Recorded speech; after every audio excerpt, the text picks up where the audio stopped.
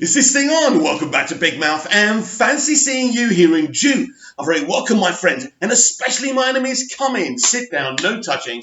I don't do the touching. And welcome to Monday's edition of the dceu Daily. And if you're feeling charitable, please smash the subscribe button and please smash the like button, because every time I get one of them, I become very, very happy. And follow me on Twitter at Movies TV Mad. Jor-El going into the Genesis chamber is a Class B crime. Nobody cares anymore, Keelix. The world's about to end. It's okay that Superman killed Zod.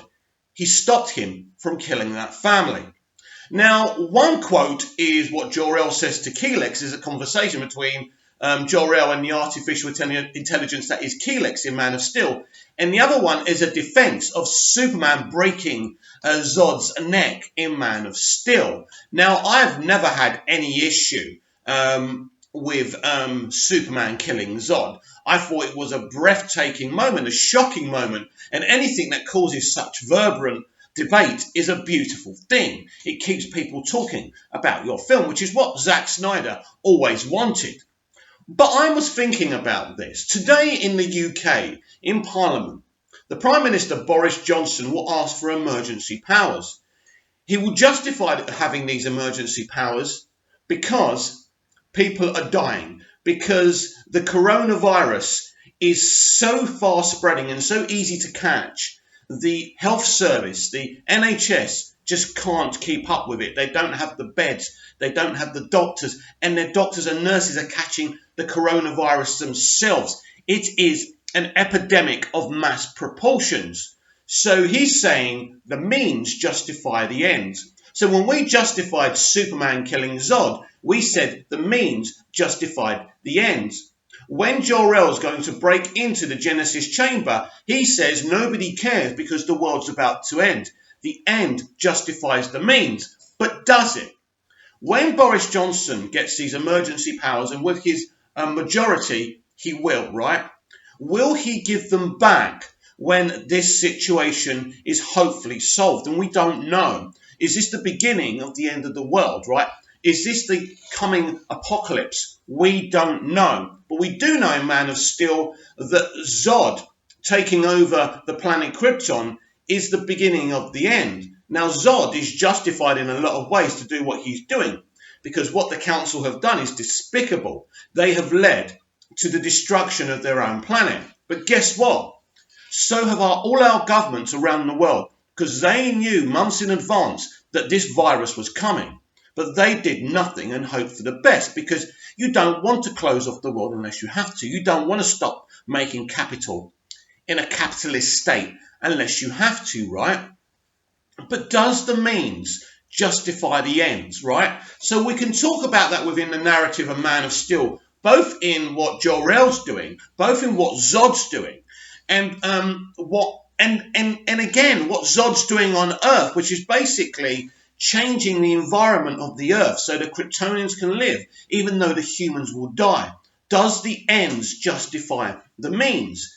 Is it right that they are now threatening to make it law that we cannot leave our very homes? Is that right or is that wrong? I am self-isolating, and I'm going to make it clear to all of you today. If we are 3 months down the line and we're still self-isolating and there's no end in sight, and this virus is still all-encompassing, all-engrossing, my big fat nose is going to be sniffing more conspiracy theories than Agent Fox Mulder, and I'm going to change my name by Deepole to Rick Grimes, and I'm going to start the revolution. I'm going to grab a group of people in a group hug, and we are going to start going outside and living our lives again. And if they try and stop me, they try and stop me. That is my attitude. I also don't like this shaming of people who are still going out. I don't agree with it. They are being selfish, of course they are, but it's a lack of education. It's a lack of emotional intelligence. And because people don't actually understand that the threat that they're under, I kind of empathize with them, and I don't like this stay the fuck home. I get it, because I'm a naturally suspicious fellow, and I am not even sure what's going on here. Are the figures of the people dying and contracting this true? Is there is there a deeper narrative here? Do they want to create this fascist state where we are scared and we are at home and we're too scared to run out? Well, they say to us, they tell us when we can go shopping. They tell us when we can take a whiz in the toilet, right? We are under a fascist, right, regime, because this is what we're heading to. And the justification is, well, if you don't listen to us, we'll force you. And if you still don't listen to us, you are causing people to die, because this is a real thing. Now, as far as I know, this is a real thing, and I have no evidence to the contrary. And this is the whole thing. This is the whole thing. Is Zod justified to make the earth poisonous for humans because he wants to bring back the Kryptonians? He knows Superman has got the DNA of millions of Kryptonian clones, and he can bring them back. He can bring them back and they can live on Earth, and he can turn it onto Krypton. But the sacrifice, the consequences of that, of course, are us human beings dying. So does the ends justify the means? So this is why I'm talking about this today, because this is the whole point of Man of Steel. It's a big commentary on fascist regimes. It's a big commentary on us, our world becoming poisonous, and us constantly exploring other planets to see if we can live on there. Who knows if we already don't have a world engine and we're not turning some poor planet into Earth, and maybe there's some life on those planets, we don't know. Not humanoids, but like little insects going around or whatever, and they're going to kill them off. And is that right? But ultimately, is losing your freedom right? Does the end justify the means? Is it okay to lose your freedom so more lives can be saved? I suppose. But I suppose we're a generation that have been so spoiled and used to living a certain way. We don't want to change that. We feel it and we deem it as not being fair, that we can't go outside, that we can't go down the pub, that we can't live our lives. We have been let down by our leaders. Zod and the population of Krypton were let down by the Kryptonian Council. And Zod responded in kind. It's what happens in the Middle East. It's what happens when people overthrow leaders in these different countries. We hear it so many times. A couple of years ago, they tried to do it to Aragon in Turkey, and it didn't work. And those people had to run away, and he demanded those governments give them back, basically so he could imprison them, punish them for daring to overthrow his power. See, ultimately, it's all about power. But let's just say this is the coming apocalypse, right? How long can governments' finances subsidize us to stay at home and not go to work? If we don't find a new way to run our capitalist state from our homes, then our way of life is over. The lights go off, the internet goes off, electric goes off, and we're struggling to eat, and humanity hasn't got very long at all, has it? Or it could just be a temporary thing for a couple of months, and then we could start living our lives again. It's the uncertainty. And our generations and previous generations before have never known this, have never known a life like this. And I think it's very, very comparable to what happens in Man of Steel. It's about the ends justifying the means all the time. You know, Boris Johnson will go into Parliament today and say, I need these powers because I don't want to keep on coming back to you to make decisions. I'm going to close off the parks. I'm going to make it law that people can only go for walks at a certain time, can only go and do their grocery shopping on a Tuesday and a Wednesday at these certain times. And if they don't have the permits, they can get arrested and we can put them in jail, right? That's the kind of direction we are heading for. Once he gets those powers, and let's say potentially this is all over, will he give those powers back? And this is the situation in Man of Steel, right? Once Zod overthrows Krypton, let's say he's successful, he has the right, he says it himself, to get rid of the kind of bloodlines he deems unnecessary and deems that have led Krypton to this direction, right?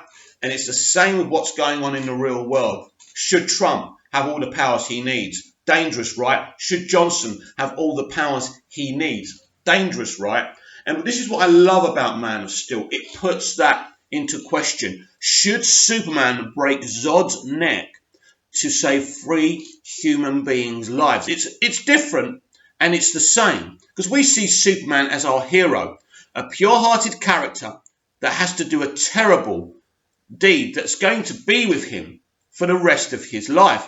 Now, what I said when I defended this at the end of Man of Steel, I said, surely in the next film, this will make Superman, double down on his no-kill policy. I've killed someone before. I know what that's like, and I'm never doing that again. And we never got that. And that was disappointing, because this is how I actually defended David Goya's decision to do that. But there was never any commentary on him killing Zod again. And I think that was clumsy. And as much as I like BVS and MOS, I don't think it was right. It was a very, very interesting, raw, compelling subject matter. Did Superman killing Zod, did the ends justify the means? Should he have killed him? Well, there was, within the story and within the writing, it was purposely done that he had no choice. Some people say he could have been flown outside the roof and things like that. Who knows? He could have still ducked his head down, I suppose. But I know Superman had him in an arm lock. It'd be a bit difficult to fly him while being in the arm lock. So whatever happened, Zod still could have heat visioned that family. So Superman is begging him to stop. He gives him a chance. Then he breaks his neck.